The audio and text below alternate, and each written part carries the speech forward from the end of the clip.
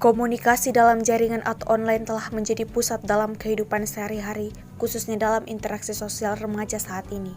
Dikarenakan internet telah menyediakan begitu banyak layanan publik dan secara praktis, orang-orang lebih leluasa mendapat berbagai informasi sebagai media pendidikan, permainan, dan interaksi sosial yang dapat dengan mudah diakses setiap saat atau di mana saja, baik secara daring ataupun online. Hal ini dianggap menguntungkan karena orang dapat mengakses pengetahuan jauh lebih cepat daripada generasi sebelumnya. Namun, ternyata internet mempunyai potensi penyalahgunaannya, antara lain menjadi sarana baru untuk melecehkan orang lain, yaitu perundungan atau yang dikenal dengan istilah bullying. Perundungan yang dilakukan melalui internet dikenal sebagai perundungan cyber atau cyberbullying. Seperti halnya pada perundungan secara umumnya, perundungan cyber juga memiliki efek negatif untuk kesehatan fisik, psikologis, dan konsekuensi sosial terhadap pelaku maupun korbannya. Baik kawan-kawan, pada kesempatan kali ini melalui video saya akan membagikan sebuah edukasi terkait topik permasalahan cyberbullying atau perundungan cyber. Adapun 6 subtopik permasalahan yang akan dibahas bersama-sama. Yang pertama, kita akan sama-sama mengetahui secara garis besar seperti apa dan bagaimana itu cyberbullying atau perundungan cyber. Yang kedua, kita akan mengetahui bentuk-bentuk dari perundungan cyber. Yang ketiga, kita juga akan sama-sama mengetahui faktor-faktor yang melatar belakangi terjadinya perundungan cyber.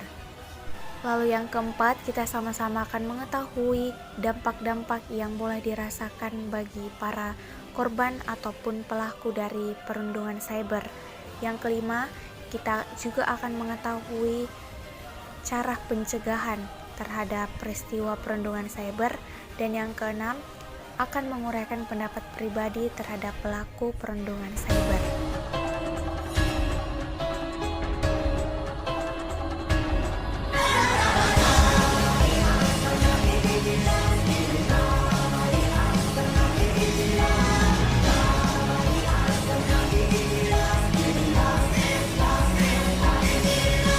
Dalam hal ini, perundungan cyber sebagai perilaku yang secara tidak langsung sama seperti perundungan pada umumnya, namun memiliki perbedaan dalam hal sifat pengulangan dan konten kekerasan psikologis yang dilakukan dengan sengaja melalui internet dan dilakukan berulang kali dari waktu ke waktu terhadap seorang korban yang tidak bisa mempertahankan diri dengan mudah.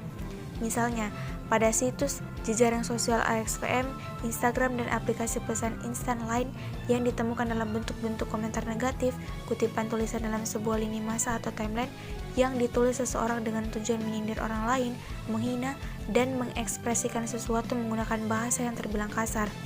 Tidak hanya itu, menyebarkan rumor tentang seseorang, mengintai, atau mengancam orang lain melalui komunikasi elektronik pun dapat diklasifikasikan sebagai perundungan cyber.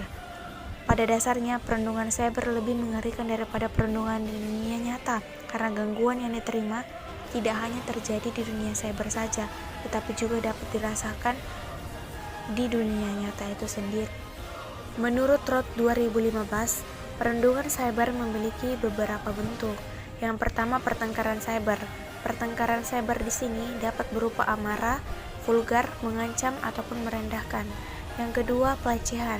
Pelecehan di sini dapat berupa penyerangan dengan menggunakan kata-kata kasar dan melecehkan seseorang secara berkali-kali atau berulang-ulang. Yang ketiga, fitnah.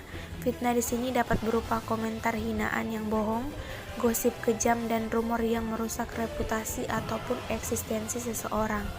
Yang keempat, akun palsu. Dalam hal ini, seseorang akan membuat akun palsu atau meretas akun orang lain dan mengunggah konten yang merusak reputasi ataupun eksistensi seseorang. Yang kelima, ada tipu daya. Dalam hal ini, seseorang akan memperdaya seseorang yang lainnya untuk mengunggah konten yang mempermalukan dirinya sendiri. Yang keenam, pengucilan. Dalam hal ini, seseorang akan mengucilkan seseorang yang lainnya dengan sengaja dari kelompok pertemanan. Dan yang terakhir, ada penguntitan cyber. Dalam hal ini, seseorang akan mengirimkan pesan berkali-kali sebagai ancaman, intimidasi secara terus-menerus sehingga membuat khawatir keselamatan orang lain. Dengan kemajuan teknologi dan kemudahan mengakses internet seperti media sosial, tentu memicu tumbuhnya kasus perundungan cyber yang bahkan akan tercipta setiap saat. Kowalski et al. 2014 telah melakukan penelitian dan meta-analisis untuk mengidentifikasi faktor-faktor apa saja yang akan memengaruhi perundungan cyber dengan menggunakan model agresi umum. Hasilnya, telah ditemukan dua faktor, yaitu faktor personal dan faktor situasional. Adapun faktor personal berkenaan dengan kepribadian, yaitu harga diri dan kondisi psikologis seseorang, yaitu kerap kali merasa kesepian, dendam, iri hati, adanya kecemburuan dan dengki mendalam terhadap seseorang. Sedangkan faktor situasional berkenaan dengan keadaan yang mengharuskan seseorang terpaksa melakukan tindakan perundungan cyber untuk sekadar ikut-ikutan, dipaksa sebagai ancaman, ataupun bisa jadi bermula dari coba-coba untuk lebih memperkeruh suasana atau ingin mendapat perhatian lebih dari publik. Adapun perundungan cyber yang berangkat dari ketidaksengajaan, misalnya seseorang tidak menyadari atau sebagai bentuk spontanitas bahwa yang dilakukan walaupun hanya alasan sekadar bercanda dan dari pihak yang merasa jadi korban awalnya tidak keberatan, namun jika sudah kebiasaan, bukankah akan membuka peluang untuk terciptanya perundungan cyber yang berakibat lebih fatal? Dalam hal ini, sebagian besar berhubungan dengan keterlibatan pada remaja sebagai pelaku perundungan cyber.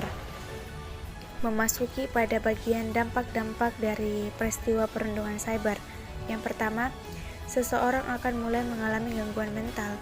Dalam hal ini, ketika berada di bawah tekanan dan gangguan terus-menerus datang, bisa akan membuat seseorang merasa depresi, rendah diri, kehilangan kepercayaan diri, cemas yang berlebih, mengalami gangguan tidur, hingga timbul keinginan untuk mengakhiri hidup. Yang kedua, seseorang akan sering merasa takut yang berlebih. Jika hal ini menyerang anak usia sekolah, perundungan bisa memberi dampak pada penurunan prestasi anak, membuat anak tidak mau berangkat ke sekolah, bahkan ingin mengakhiri masa sekolahnya. Yang ketiga, timbul keinginan untuk balas dendam. Jika dibiarkan tanpa pengawasan, hal ini bisa menyebabkan anak berubah menjadi sama, bahkan lebih kejam lagi dari orang yang sebelumnya melakukan perundungan di dunia maya. Yang keempat, akan mengganggu kesehatan dalam jangka panjang, sebab anak yang mengalami masalah seperti perundungan biasanya tidak akan memiliki semangat hidup, hingga penurunan nafsu makan. Kalau sudah begitu, sangat mungkin si anak akan mengalami malnutrisi dan berdampak pada kesehatan tubuhnya secara keseluruhan. Dalam menghadapi perkembangan perundungan cyber khususnya pada remaja, peran orang tua sangat penting dalam mengawasi dan menjaga anak agar tak menjadi korban ataupun bagian dari pelaku yang bertindak sebagai perundungan cyber itu sendiri. Maya Sari 2018 telah membuktikan bahwa pengawasan orang tua dapat mempengaruhi perilaku perundungan cyber pada remaja. Penelitian tersebut itu juga sejalan dengan pendapat Setalina 2014 yang menyatakan bahwa orang tua perlu memperhatikan pergaulan anak dalam bermedia sosial. Hal itu juga perlu diperhatikan bagi orang tua agar tetap memberi edukasi perihal bijak lagi dalam menanggapi berbagai komentar. Dalam hal ini, mengambil positif dan tidak terlalu larut terbawa pada yang negatif, mewaspadai dalam hal memberi kontak pribadi atau dalam hal berkenalan melalui aplikasi instan online.